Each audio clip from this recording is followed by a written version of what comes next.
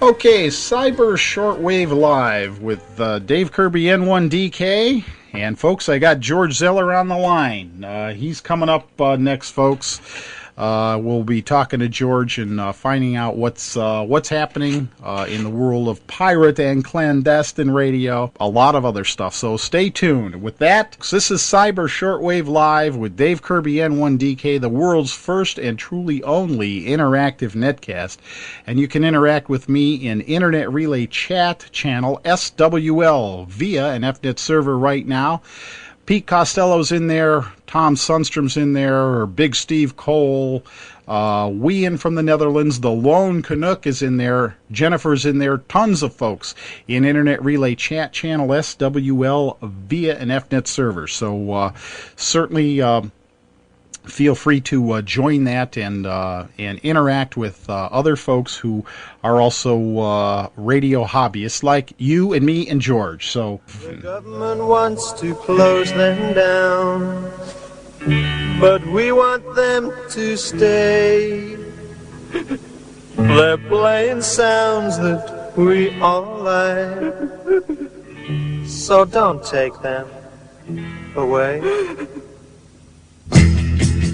When you're walking down the street with your transistor radio, everybody has a good time. You can dance to the beat of your transistor radio, even when the sun don't shine. You can hear your favorite rock and roll, rhythm and blues with a lot of soul. Yeah, oh, we love the pirate station. We love the pirate stations. We love the pirate station. Don't let them take them away. Don't let them take them away.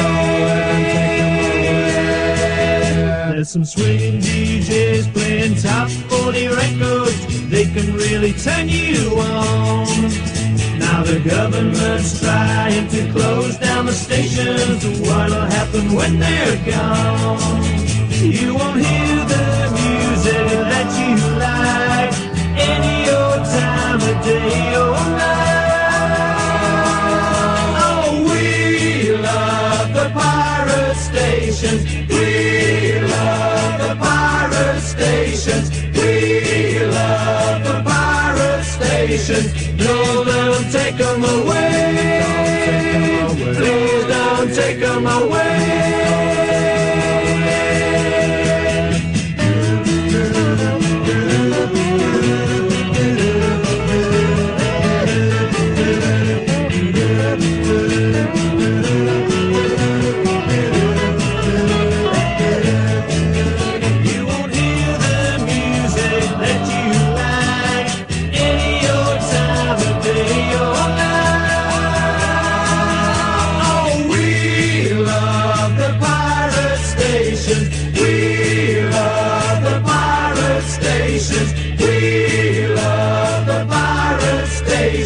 Don't let them take them away. Please don't take them away. Oh yeah, we love the pirate station. Hands off the pirate station. Fight for the pirate station. Please don't take them away. Please don't take them away. Fight for your pirate station now. Yeah. Hallelujah. okay, there we go. We love the pirate stations. Yes, we do. We love the pirate stations. I've got somebody on the phone who loves pirate stations probably more than anybody else in the entire world. I'm talking about our good pal, the famed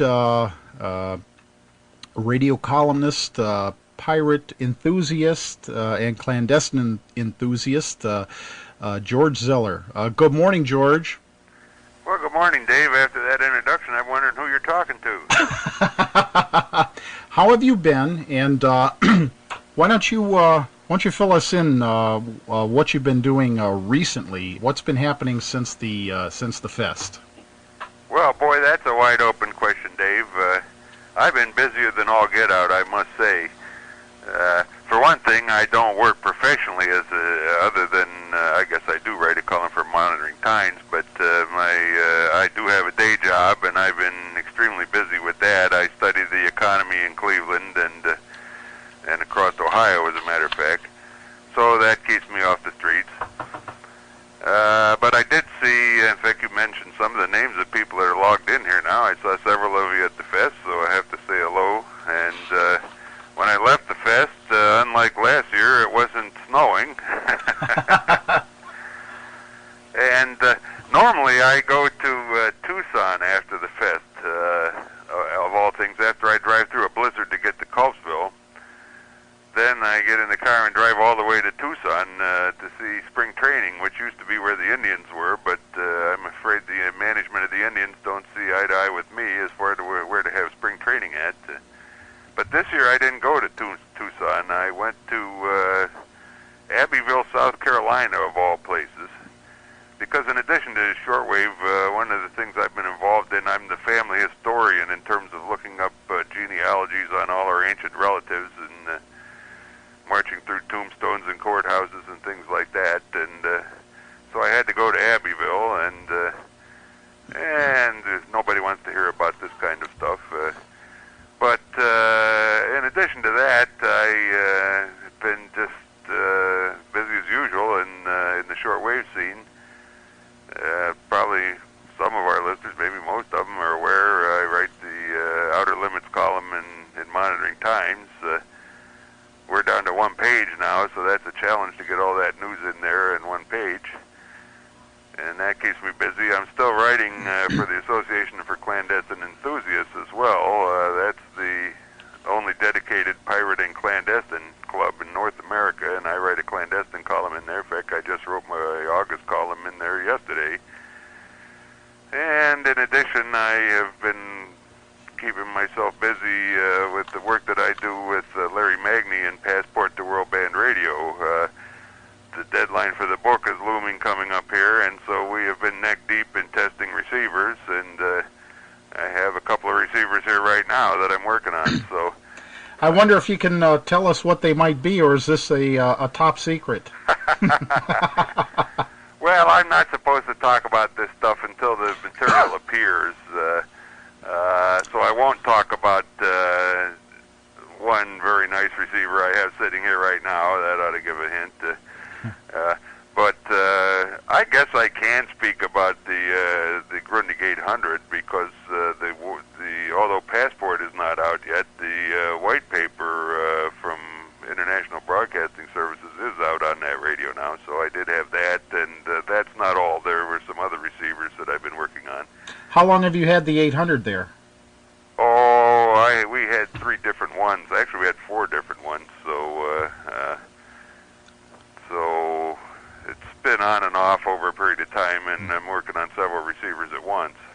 So how does this, if you can talk about it, how does the 800 shape up wise? Well, maybe I ought to let the white paper speak for itself.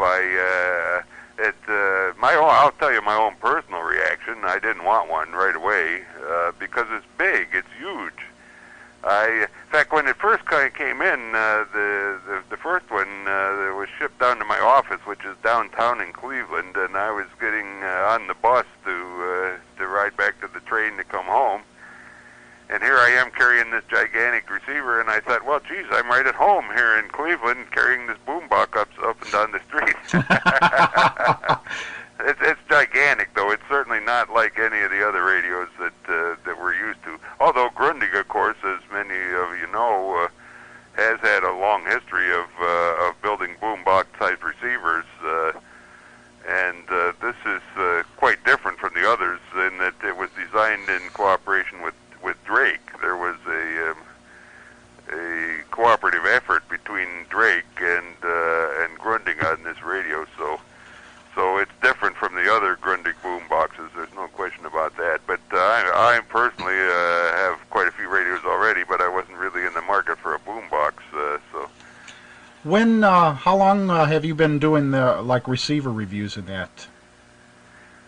Well, I guess I first started dabbling in that. Many of the people listening will probably remember the proceedings books that Fine Tuning used to put out every year.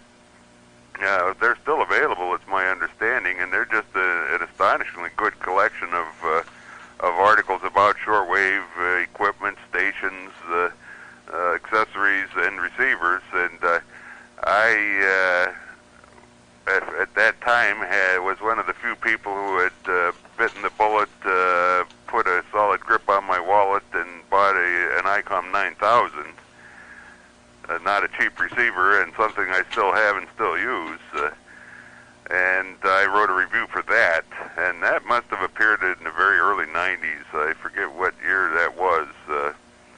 And eventually I was approached, to my surprise, by Larry Magny, and I've been working with him as part of the receiver testing team for a number of years now. And that has its ups and downs, I must say. That means I get to see all the receivers, which is a lot of fun. But on the other hand, I think I heard Tom's name there listed as one of the guys that was checked in listening to this, and Tom does a lot of this sort of thing too. It's actually work to get down and deep into the innards of a receiver. Oh yeah. As a matter of fact, Tom just posted there that the Satellite 800 review for Radio Netherlands is now posted on their website. I guess Tom's review of it. Yes, I saw that, and I noticed on Rec Radio Shortwave and in such places where we communicate from time to time that there's been people begging for information on this receiver for some time, and now we're starting to swim in reviews. So I don't think people are going to be going in the dark when they head down to their dealer to buy these things. Mm-hmm. It's my understanding they're selling fairly well, and what's the list price in the States? Do you know? It's about $500. I don't work for receiver retailers, so I can't say who's got the best price or what it might be, if it's for $89.99 or something at some place or another. But it's certainly a very low price point for a receiver of the caliber that it is, and but on the other hand, it's huge. So if you want a big receiver, that's something to look at. That's not something that's not going to fit in your briefcase, is it? No, absolutely not. Or on an airplane either, for that matter. But on the other hand, under my arm walking down Euclid Avenue in downtown Cleveland, it might just fit the thing. You fit right in. You know, I have seen people with shortwave portables on city buses here in Cleveland. It's amazing.